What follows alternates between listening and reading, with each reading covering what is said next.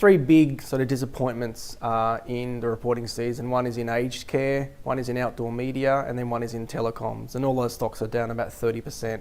So I think you need to think about why are those stocks down 30%. A lot of it is expectations around growth and expectations around certainty.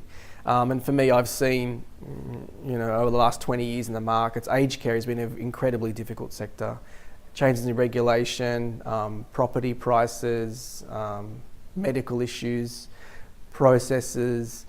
It's an incredibly difficult market, and I think the market got overexcited about that sort of subsector and thought that it was pretty low risk growth, government funded, etc. But the regulation changes that are being talked about, all those stocks are off about 20%. So I didn't own any of those, but I think there's quite a lot of risk in that subsector.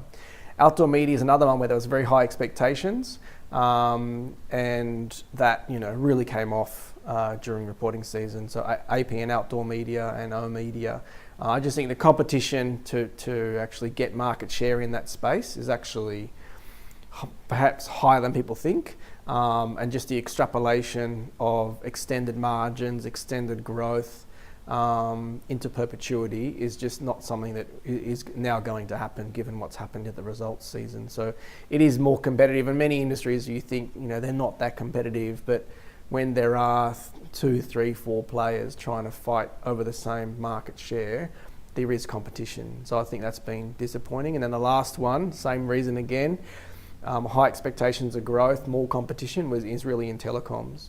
So I think those three have been quite disappointing. And for me, if you think of them as high quality businesses where there's good amount of growth and there's a high deal of certainty, when you get disappointed, the share price declines are quite significant, usually in the 30% range. And I'm not inclined to chase any of those categories, in the short term. I do think TPG will be a long-term survivor out of all of those sort of categories, but I think aged care and outdoor media, I think they're perhaps shown to be more competitive or more regulated than the market, sort of thought about 3 or 4 months ago.